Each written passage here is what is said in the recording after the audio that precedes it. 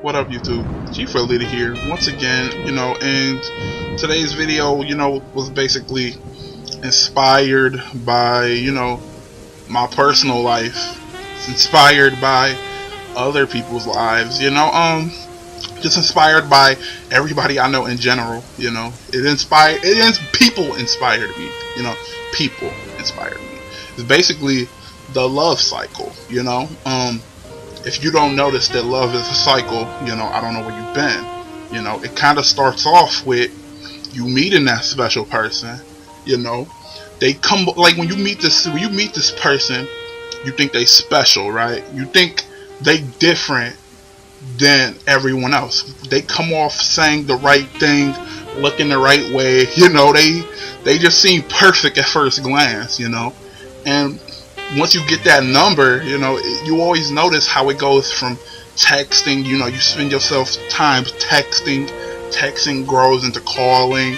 When y'all get that late night phone call, that very first phone call that's like nerve-wracking as hell. Once you get past that, you then go into the hanging out phase. It's nerve-wracking then, that very first date. You have no clue how the first date gonna go. Like, things was good through texting, things was good on the phone. You don't know if they like you when they dating you, but lo and behold, y'all compatible. The date goes well, y'all in that mode where y'all just kicking it, y'all just having fun, y'all enjoying each other's company. That's when the relationship is good. Y'all not even in a relationship yet. It's casual dating, and it's just good. You on cloud nine. You like, okay, this person feeling me, I'm feeling them, It's different than what I had before. It's different than the bullshit I had before. Then y'all go from there. Y'all go from dating to being boyfriend and girlfriend. That's when shit gets way better. When you get into that honeymoon phase.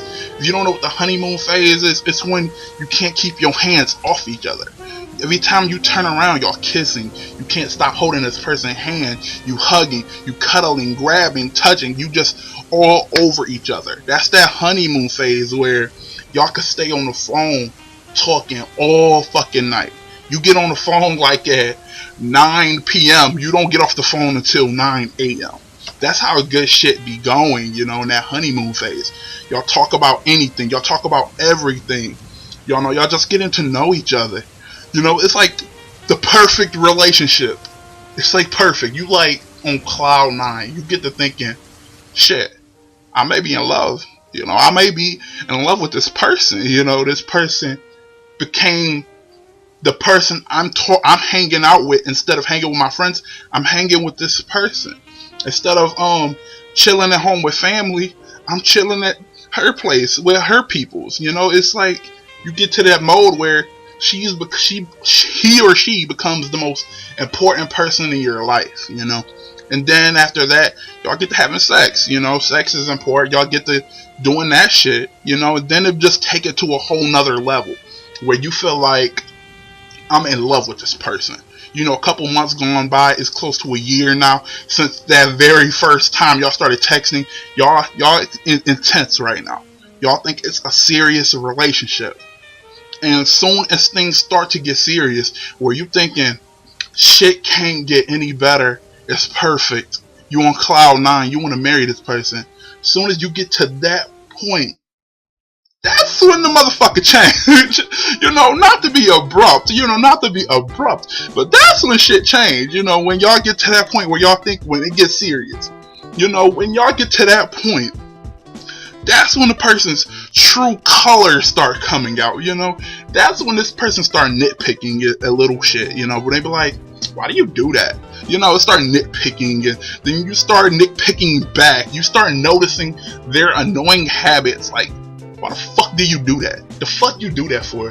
Why the fuck do you bite your nails? Or it's little shit. Like, why? Or she like, why you pee on the toilet seat or whatever. It gets to be like little shit where little arguments are coming up. Or then it gets worse after that. When you figure out, you think you know this person, and then the skeletons start falling out the closet and shit. Like, oh, you slept with how many people? You fucked who? You know, like, who you fucked? Like, the skeletons start falling off the floor. Like, you held this information from me. You know, once you start finding out this information, it's like opening Pandora's box. You can't put that motherfucker back in. You can't put that motherfucker back in. You know, once you start, like, your perception of this person is altered. You know, because then you start seeing this person go from, like, your angel, this is your savior, the person that saved you from loneliness. You start looking at them as more of a chore. You know, you be like, oh my god, this person. You know, it's like, you get to thinking, then a paranoia sets in. Like, why is she talking to him? Or why he talking to her? You know, that paranoia starts setting in. Like, then that jealousy start coming in. You know, like, that jealousy, that shit will kill a relationship. You know what else will kill a fucking relationship? Facebook will kill a relationship. Like, why you hitting this bitch up on Facebook? Why you hitting this nigga up on Facebook? You know, it gets to that point where it's like everything become a battle of will. It's like a competition all the time. Who could be more belligerent and stupid in arguments? Who could come with more facts? Who can make the person feel shittier in the fights? That's how it becomes. That's how the relationship turns out, you know. And you try to remember the good times. You know, you try to at one point or another, you sit down and be thinking, where the fuck did we go wrong? You know, like, where the fuck did we go wrong? You get to thinking, man, I done did this before. I done did this with the last person I was with. You know, you get to thinking, what happened? At what point in time did shit get so fucked up that I'm back here again, where I'm sitting here feeling hurt, they hurting over me? Like, when did I get here again? What was the wrong turn? You know?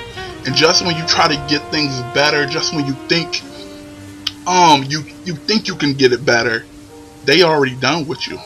They had enough of your shit. They fucking leave.